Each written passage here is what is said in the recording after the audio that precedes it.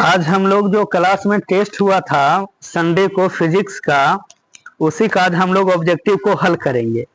जैसे फर्स्ट प्रश्न आपका कहता है कि किसी माध्यम के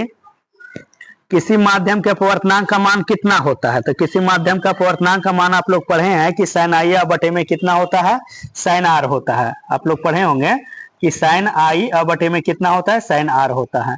तो इस प्रश्न की राइट आंसर क्या होगा, ऑप्शन नंबर बी होगा। नेक्स्ट प्रश्न आपसे कहा गया कि दाढ़ी बनाने में कौन दर्पण का उपयोग करते हैं। तो दाढ़ी बनाने में आप लोग को पता है कि हम लोग किस दर्पण का प्रयोग करते हैं। तो दाढ़ी बनाने में हम लोग जो होता है अवतल दर्पण का प्रयोग करते हैं। तो इस बात को आप लोग जरा ध्यान रखिएगा कि दाढ़ी बनाने में हम लोग किस दर्पण का प्रयोग करते हैं, अवतल दर्पण का।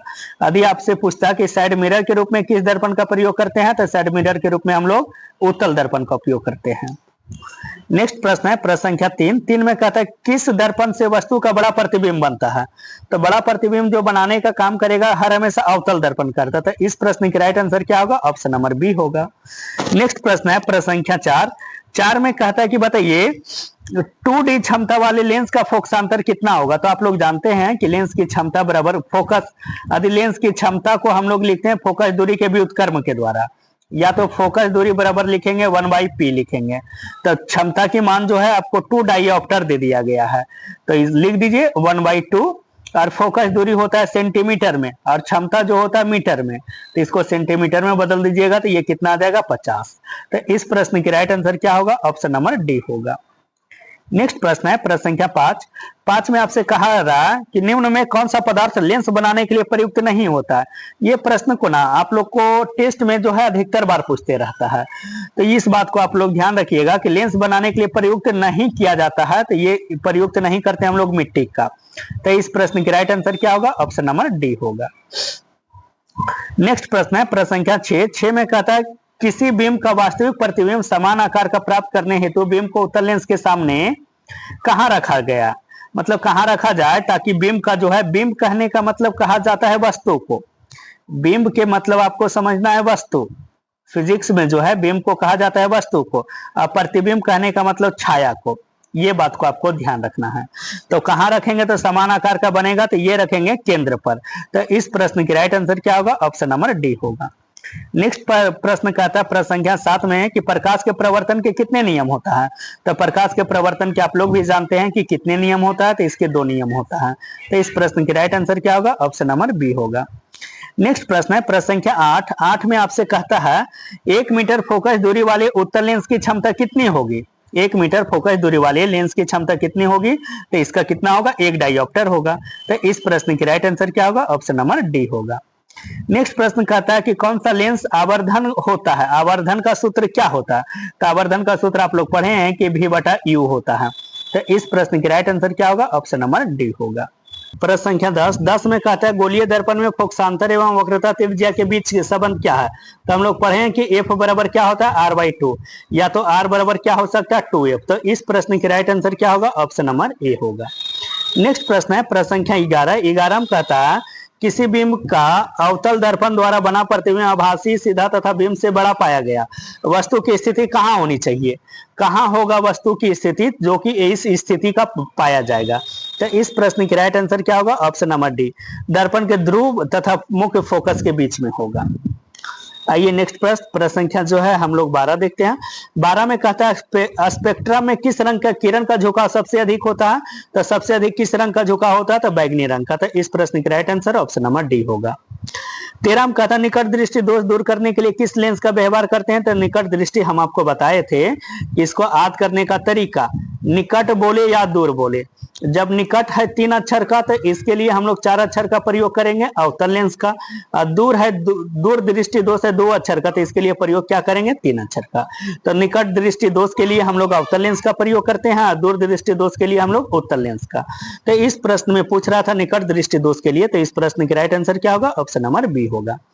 प्रश्न संख्या 14 में कहता है समान दृष्टि के वयस्क के लिए सुस्पष्ट दर्शन की अल्पतम दूरी लगभग कितनी होती है। तो ये होती है 25 सेंटीमीटर। तो इस प्रश्न की राइट आंसर क्या होगा, ऑप्शन नंबर सी होगा। ये नेक्स्ट प्रश्न संख्या 15 में कहता है निर्गत किरण एवं अभिलंब के बीच जो कोण बनता है उस कोण को हम लोग क्या कहते हैं। तो उस कोण को हम लोग निर्गत कोण कहते हैं। तो इस प्रश्न की राइट आंसर क्या होगा, ऑप्शन नंबर सी होगा। प्रश्न संख्या 16 में कहता है दृश्य प्रकाश में किस वर्ण का तरंगदैर्घ्य अधिकतम होता है? तो तरंगदैर्घ्य का किसका अधिकतम होता है? तो सबसे अधिकतम होता है आपका लाल का, और सबसे कम किसका होता है? तो बैगनी का होता है। नेक्स्ट प्रश्न कहता है प्रश्न संख्या 17 में मानव नेत्र का जिस भाग पर किसी वस्तु का प्रतिबिंब बनता है वो भाग को क्या कहते हैं? तो उस भाग को हम लोग दृष्टिपटल कहते हैं। तो इस प्रश्न की राइट आंसर क्या होगा? ऑप्शन नंबर डी होगा। प्रश्न संख्या 18 में आपसे कहता है किस वस्तु का प्रतिबिंब आंख के जिस भाग पर पड़ता है उसको क्या कहते हैं? तो उसको हम लोग क्या कहते हैं? तो उसको हम लोग रेटिना कहते हैं। तो इस प्रश्न की राइट आंसर क्या होगा? ऑप्शन नंबर बी होगा। प्रश्न संख्या 19 में कहता है एक स्वस्थ आंख की दूर बिंदु कितनी होती है? दूर बिंदु पूछ रहा। निकट बिंदु तो अभी आप लोग पढ़े हैं कि निकट बिंदु कितना होता है? तो 25 सेंटीमीटर होता है। और दूर बिंदु यदि आपसे पूछा जाए तो ये कितनी होती है? तो ये होती है अनंत होती है। तो इस प्रश्न की राइट आंसर क्या होगा? ऑप्शन नंबर डी होगा। नेक्स्ट प्रश्न है प्रश्न संख्या 20 में कहता है जो नेत्र निकट स्थित वस्तु को साफ साफ नहीं देख सकता उस नेत्र में कैसा दोष होता है? तो जो निकट की वस्तु को साफ साफ नहीं देखता है तो उसको हम लोग कहते हैं दूरदृष्टि दोष। तो इस प्रश्न की राइट आंसर को क्या कहेंगे? इस प्रश्न की right answer option number A होगा। आप लोग जानते हैं कि निकट दृष्टि दोष किसको कहते हैं? तो निकट दृष्टि दोष में निकट की वस्तु को साफ साफ देख लेगा, निकट की वस्तु को साफ साफ देख लेगा लेकिन दूर की वस्तु को नहीं देख पाएगा, उसी को निकट दृष्टि दोष कहेंगे। और दूर दृष्टि दोष हम लोग कहते हैं जो दूर की वस्तु को साफ साफ देख लेगा लेकिन निकट की वस्तु को साफ साफ नहीं देखेगा, उसी को हम लोग दूर दृष्टि दोष कहते हैं। ये साफ साफ देख लेगा।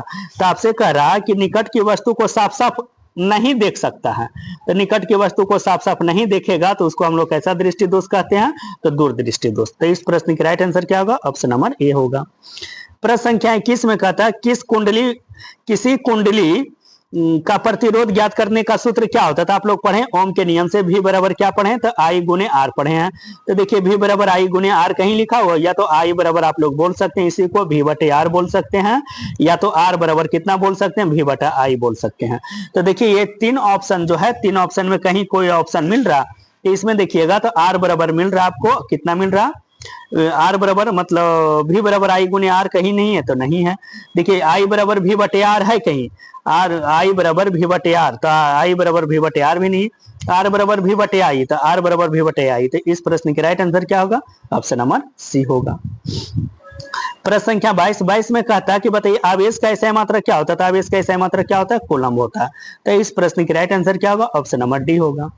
नेक्स्ट प्रश्न कहता है प्रश्न संख्या 23 कि 1 ओम और 2 ओम के प्रतिरोध को श्रेणी क्रम में 6 वोल्ट की बैटरी से जोड़ने पर परिपथ में धारा का मान कितना होगा? तो धारा का मान आपसे पूछ रहा, तो ये कितना होगा? तो ये होता है 2 एम्पियर। तो इस प्रश्न की राइट आंसर क्या होगा? ऑप्शन नंबर बी होगा। ये कैसे होता है ये हम आपको फॉर्मूला बता दिए हैं। श्रेणी क्रम के लिए आपको जोड़ा गया, तो श्रेणी क्रम के लिए आप लोग जानते हैं कि R1 और प्लस में R2 plus dot dot dot dot R3 मतलब Rn होता है। तो इससे सबसे पहले समतुल्य प्रतिरोध निकालिए, उसके बाद V का मान आपको दे दिया गया 6 वोल्ट, उसके बाद आप प्रतिरोध का मान निकाल दीजिएगा। प्रश्न संख्या 24 में कहता है ओम के नियम का गणितीय रूप क्या होता है? तो V बराबर I गुने R होता है। अभी जो तुरंत बताए थे उसी फॉर्मूला से आपको निकालना है कि V बराबर क्या हम लोग सीखे हैं? I गुने R सीखे हैं, या तो I बराबर हम लोग कितना कह सकते हैं? V बटे R कह सकते हैं। तो इस प्रश्न की राइट आंसर क्या हुआ? ऑप्शन नंबर बी होगा।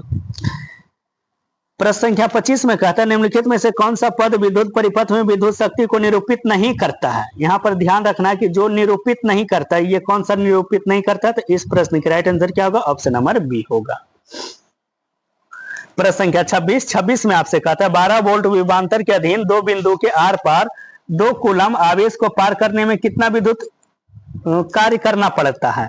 तो कार्य का ऐसा मात्रक आप लोग जानते हैं कि जूल होता है, तो कितना कार्य करना पड़ता है? तो ये करना पड़ता है आपका 20 जूल, क्योंकि कार्य बराबर आप लोग पढ़े हैं कि कितना होता है, सॉरी 20 जूल नहीं, ये होगा आपका 24 जूल होगा। ये 20 जूल जो है आपका नहीं होगा, ये जो है इस प्रश्न की राइट आंसर क्या होगा? Option number C. ये भी गुने क्यू कर दीजिए 12 गुने 2, तो ये डायरेक्ट हो जाएगा आपका 24 जूल। आइए नेक्स्ट प्रश्न संख्या 27 में कहता है 10 ओम एवं 20 ओम के 2 प्रतिरोध को श्रेणी क्रम में जोड़ा गया तो इसका समतुल्य प्रतिरोध कितना होगा? तो ये इसका डायरेक्ट 20 और 10 को जोड़ दीजिए तो डायरेक्ट कितना हो जाएगा? 30 ओम हो जाएगा। नेक्स्ट प्रश्न है प्रश्न संख्या 28। 28 में कहता है कि 100 वाट तथा 220 वोल्ट के विद्युत बल्ब के तंतु का प्रतिरोध कितना होता है। तो ये आप जानते हैं, प्रतिरोध निकालने का फॉर्मूला होता है V स्क्वायर बटे में P, और यदि शक्ति निकालने की बात कहा जाए तो V स्क्वायर बटे में R होता है। यदि आप इससे निकालिएगा तो इसका कितना निकलेगा, 484 ओम। तो इस प्रश्न की राइट आंसर क्या होगा, ऑप्शन नंबर बी होगा। नेक्स्ट प्रश्न है प्रश्न संख्या 29 में विद्युत शक्ति का ऐसा मात्रक क्या होता है। विद्युत शक्ति का ऐसा मात्रक क्या होता है, तो वाट होता है। प्रश्न संख्या 30 में कहता है विद्युत कुंडली का प्रतिरोध ज्ञात करने के लिए सूत्र कौन सी होती है। तो विद्युत कुंडली का प्रतिरोध ज्ञात करने का जो सूत्र होता है ये कौन सा होता है, तो ये V बराबर I गुने R होता है। प्रतिरोध निकालने का हर हमेशा यही सूत्र होता है, V गुने I गुने R होता है।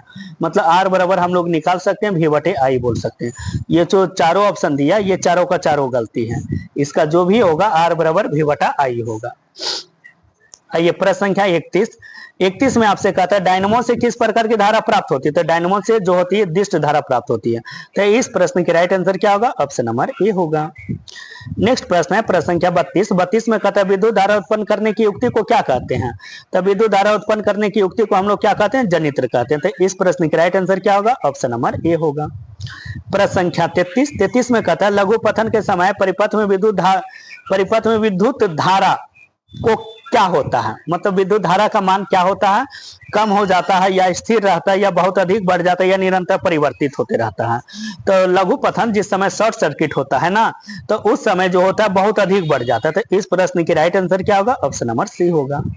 नेक्स्ट प्रश्न है प्रश्न संख्या 34 में कहता है विद्युत जनित्र का सिद्धांत आधारित है किस पर। तो विद्युत जनित्र का जो सिद्धांत आधारित होता है ये किस पर होता है, प्रेरित विद्युत, ये होती है विद्युत चुंबकीय प्रेरण पर। तो इस प्रश्न की राइट आंसर क्या होगा, ऑप्शन नंबर सी होगा। नेक्स्ट प्रश्न है प्रश्न संख्या 35 में कहता है विद्युत चुंबक बनाने के लिए प्रायः किस पदार्थ के छड़ का उपयोग करते हैं। किस छड़ का उपयोग करते हैं, किस प्रकार के छड़ का उपयोग करते हैं। तो इस प्रश्न की राइट आंसर क्या होगा, ऑप्शन नंबर सी होगा, नर्म लोहे का प्रयोग करते हैं। प्रश्न संख्या 36 में कहता है निम्नलिखित में से कौन सा बायोगैस ईंधन का स्रोत नहीं है। तो बायोगैस ईंधन का स्रोत कौन सा नहीं है, तो ये नहीं है आपका नाभिकीय ऊर्जा। तो इस प्रश्न की राइट आंसर क्या होगा, ऑप्शन नंबर सी होगा। नेक्स्ट प्रश्न संख्या 37 में कहता है गर्म जल प्राप्त करने के लिए हम सौर जल उष्मक का उपयोग किस दिन नहीं कर सकते हैं। सौर ऊर्जा का उपयोग जो है किस दिन नहीं कर सकते हैं, तो जिस दिन बादल रहता है उस दिन हम लोग उसका प्रयोग नहीं कर सकते हैं, जिसके कारण से इस प्रश्न की राइट आंसर क्या होगा, ऑप्शन नंबर बी होगा। प्रश्न संख्या 38 में कहता है नाभिकीय ऊर्जा प्राप्त करने हेतु क्या आवश्यक है। तो नाभिकीय ऊर्जा प्राप्त करने के लिए जो होती है यूरेनियम की आवश्यकता पड़ती है, जिसके कारण से इस प्रश्न की राइट आंसर क्या होगा, ऑप्शन नंबर सी होगा। आइए प्रश्न संख्या 39 में कहता है जीवाश्म ईंधन की ऊर्जा का वास्तविक स्रोत क्या है। तो जीवाश्म ईंधन की जो होती है ऊर्जा का मुख्य स्रोत क्या होता है, तो ये होता है सूर्य। तो इस प्रश्न की राइट आंसर क्या होगा, ऑप्शन नंबर आपका सी होगा। नेक्स्ट प्रश्न संख्या 40 में कहता है जीव द्रव्यमान ऊर्जा स्रोत का उदाहरण निम्नलिखित में से कौन नहीं है। तो ये कौन नहीं है, तो ये आपका जो है नाभिकीय ऊर्जा नहीं है। तो इस प्रश्न की राइट आंसर क्या होगा, ऑप्शन नंबर सी होगा। प्रश्न संख्या 41 में कहता है पवन विद्युत जनित्र में पवन की चाल कम से कम कितनी होनी चाहिए। तो इसका कहता है 15 किलोमीटर पर घंटा होनी चाहिए। तो इस प्रश्न की राइट आंसर क्या होगा, ऑप्शन नंबर ए होगा। नेक्स्ट प्रश्न है प्रश्न संख्या 42 में कहता प्रकृति में पृथ्वी पर ऊर्जा का मुख्य स्रोत क्या है। तो प्रकृति में पृथ्वी का मुख्य स्रोत जो है ये क्या है, तो ये सूर्य है। तो इस प्रश्न की राइट आंसर क्या होगा, ऑप्शन नंबर बी होगा। आइए प्रश्न संख्या 43 देखते हैं। 43 में कहता है निम्नलिखित में से कौन नवीकरणीय ऊर्जा स्रोत का उदाहरण है। तो नवीकरणीय ऊर्जा स्रोत का उदाहरण कौन है, पवन ऊर्जा भी है, सौर ऊर्जा भी है, महासागरीय तरंग भी है। तो जिसके कारण से इस प्रश्न की राइट आंसर क्या होगा, ऑप्शन नंबर डी होगा। नेक्स्ट प्रश्न है प्रश्न संख्या 44 में कहता है विद्युत चुंबकीय प्रेरक की खोज किसने की थी। तो विद्युत चुंबकीय प्रेरक की जो खोज किया था ये किया था फैराडे। तो इस प्रश्न की राइट आंसर क्या होगा, ऑप्शन नंबर ए होगा। नेक्स्ट प्रश्न है प्रश्न संख्या 45 में कहता है घरों में विद्युत से दुर्घटना किसके कारण होती है। घरों में जो विद्युत से दुर्घटना होती है तो ये किसके कारण होती है, तो ये होती है शॉर्ट सर्किट के कारण। तो इस प्रश्न की राइट आंसर क्या होगा, option number B short circuit. प्रश्न संख्या 46 में कहता है भारत में उत्पादित प्रत्यावर्ती विद्युत धारा की आवृत्ति कितनी मानी गई है। तो ये जो मानी गई है कितनी, 50 हर्ट्ज मानी गई है। तो इस प्रश्न की राइट आंसर क्या होगा, ऑप्शन नंबर ए होगा। आइए अब अंतिम प्रश्न की तरफ अब हम लोग बढ़ रहे हैं। प्रश्न संख्या 47 में कहता है किसी छड़ चुंबक के अंदर चुंबकीय क्षेत्र रेखाओं की दिशा क्या होती है। देखिए छड़ चुंबक के अंदर की बात कह रहा है, तो छड़ चुंबक के अंदर की बात जब कहा जाए तो ये दक्षिण से उत्तर की ओर होता है। तो इस प्रश्न की राइट आंसर क्या होगा, ऑप्शन नंबर बी होगा।